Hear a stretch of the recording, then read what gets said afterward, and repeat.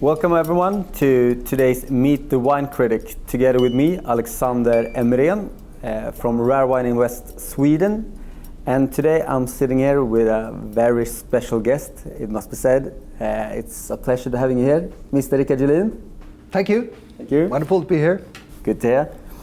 I know that you are the person in the world that has the world record for tasting the most champagnes, and that makes me really curious. How many bottles are there actually that you have been trying out? Yeah, we don't know exactly, but when it comes to bottles, I'm happy that you mentioned not how many different champagnes, because that's easier to find out. But approximately 150,000 champagne bottles I've been, like one right now.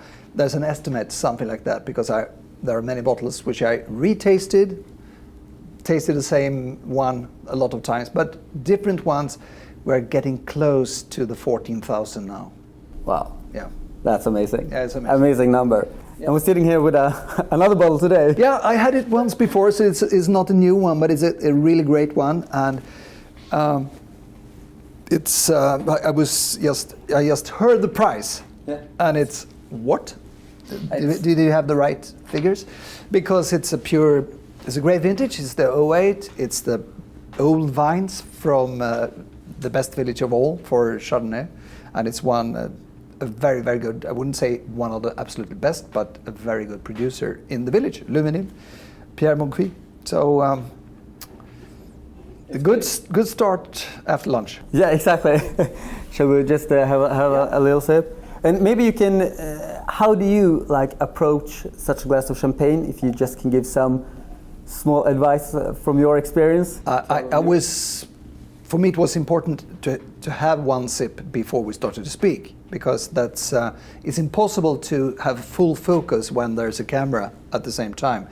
But in general, I think it's probably one of the most important parts of my success is that I'm coming from the sports world, and in the sports world, it's so obvious that if you are doing something, you want to perform perfectly, you are 100% focused when it's something that you're doing for a short while, if it's not running for hours.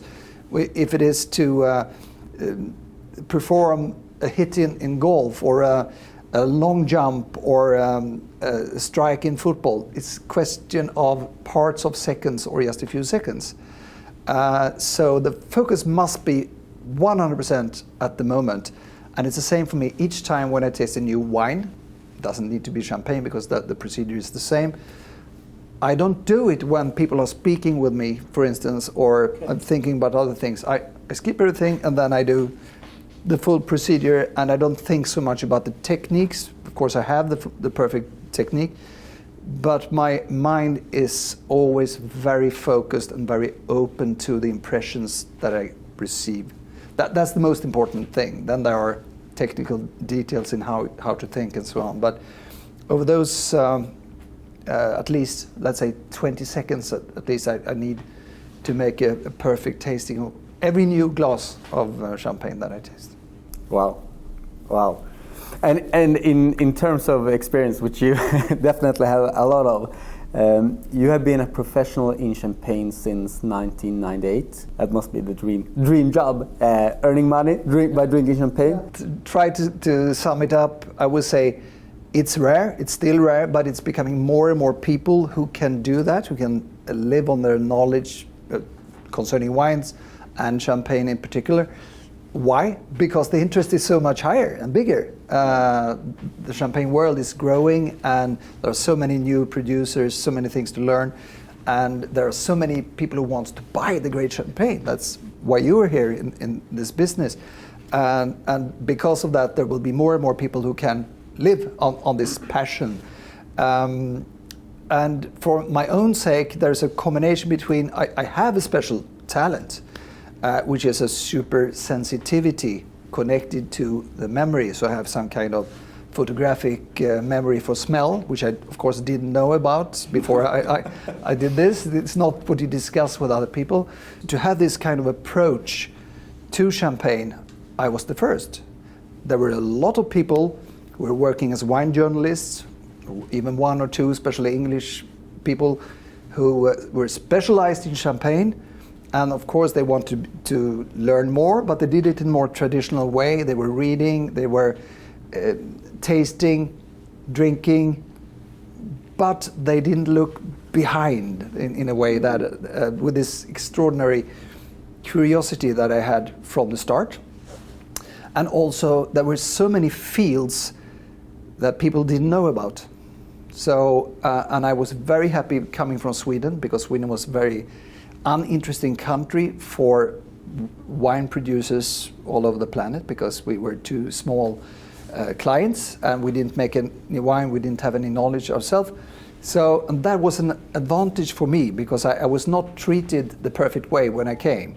And I was not professional. I was a young football player and had this as a hobby. And the hobby gained, and so I saw things which the champagne producers normally were hiding, or they were taking the wine journalists into a journey which was with a lot of false truth. Champagne cannot be aged. Champagne must come from a blend of the 3 grapes. Champagne must come from the big houses. You know, these kind of things. So even great wine critics believed that. When I came and met producers like this, it's a very good example.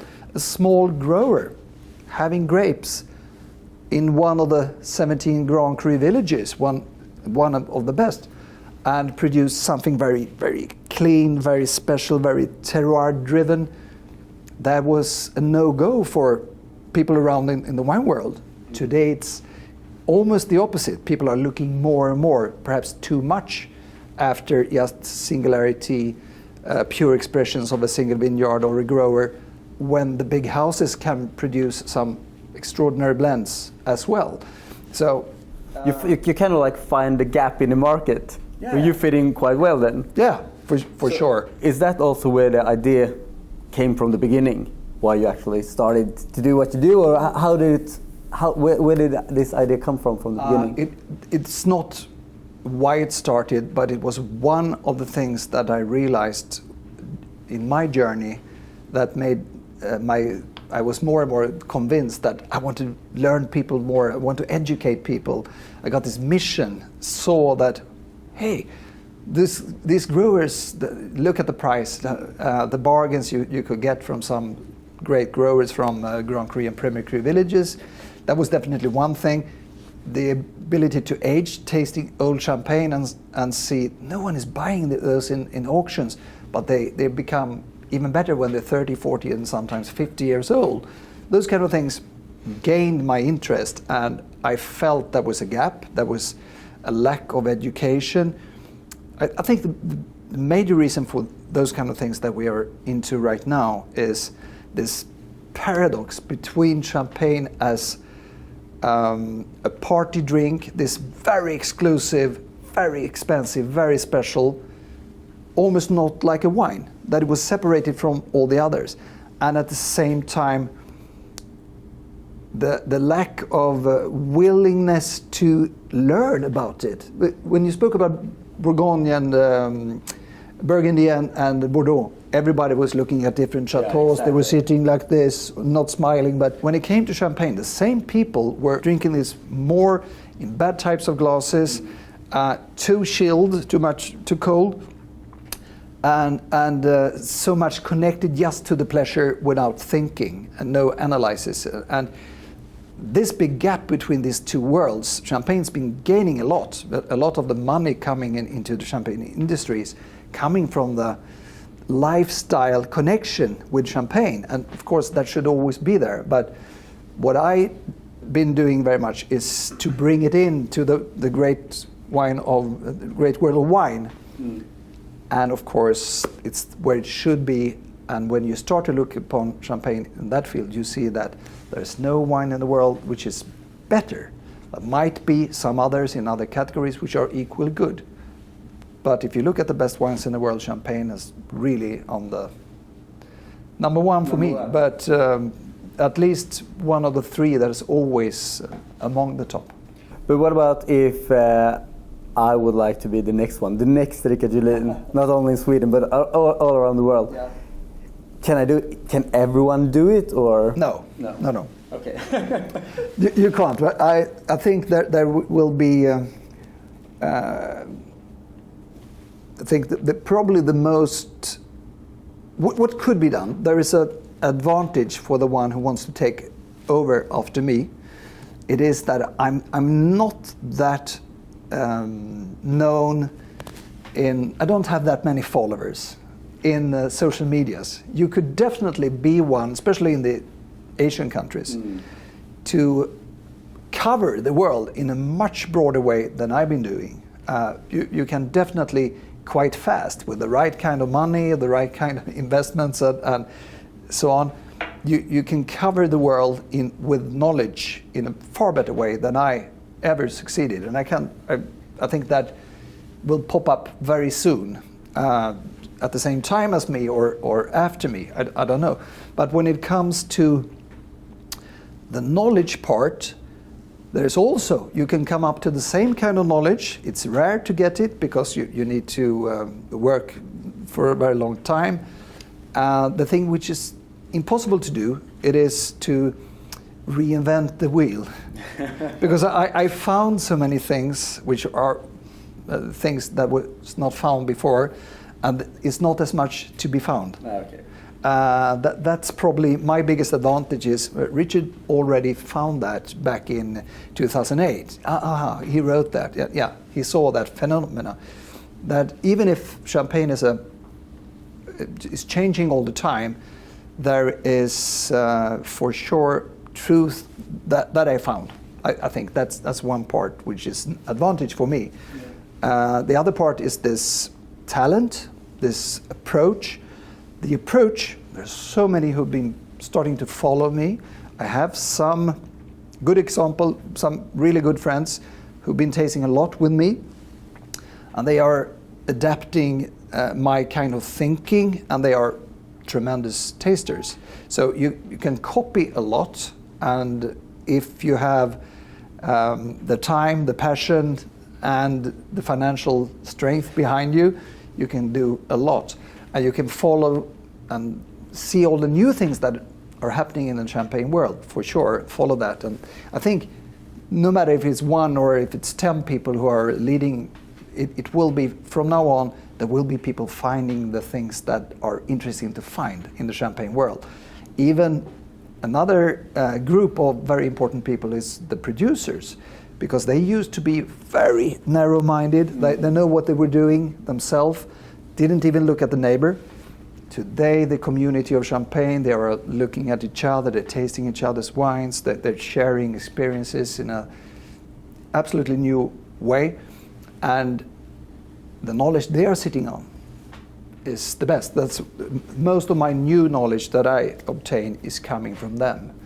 Over a glass of champagne and say, have you tasted this one? I think, you see, he's using a little bit of that and that. And so it will be much easier to follow, because I made up the plan. This is how you should taste, this is how you should think, this is, quality is done in those kind of ways, but there is a huge variation in how to obtain the best champagnes. I think I will leave you by yourself on the top and not go there. But in the best case, maybe I just end up as a quite bad copycat of Richard Juhlin in the end of the day. But that's interesting, really interesting. Yeah. But like we said, you have dedicated your life into champagne for more than 20 years. How 35 years. Go so far. Okay. No, well, you said 98, but I started in 86.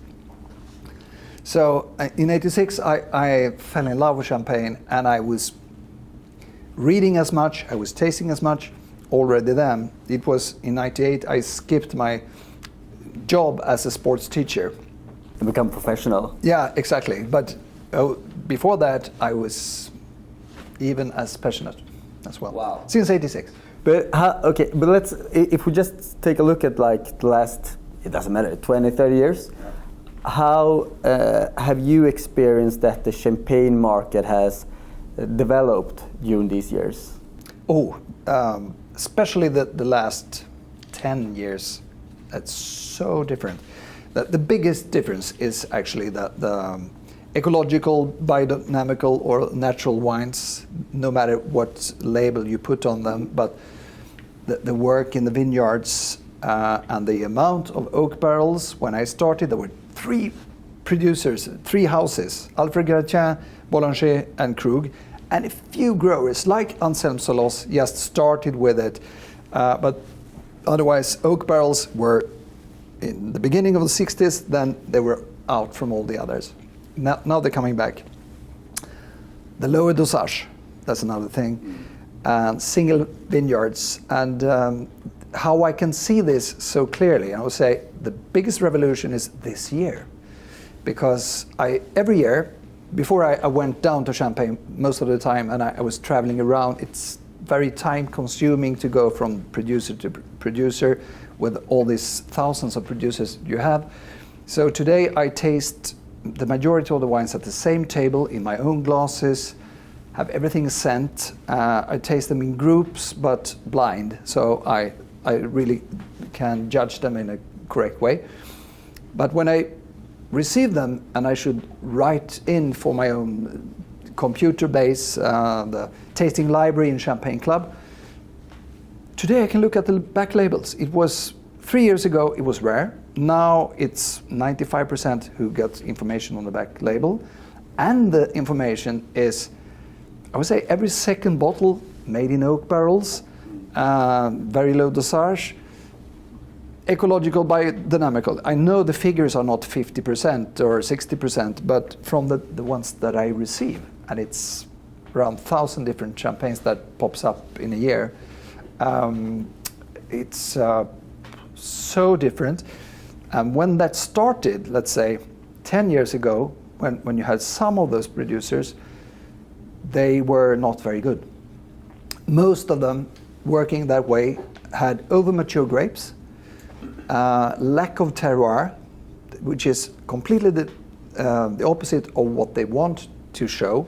They were big, bold, rich, oaky, sweet with low dosage, but over oxidative characteristics very, very often. So if you went to a terroir outside Premier Cru and Grand Cru, you could find something which was, wow, quite impressive for coming from such a lousy place.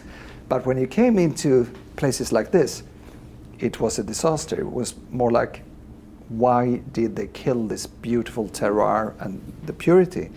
Today, that's not the case. Today, there is, most of the champagnes are slightly better than they used to be, thanks to this, the new generation who wants to pay respect to the climatic change, to nature, and also, of course, they're checking, okay, we might have a success with our own champagne, not selling everything to the big houses because the neighbor did something good, or it actually started with Anselm Solos very much and his success. And he's definitely not the only one, but he was the beginner with a great success, and so many others are following.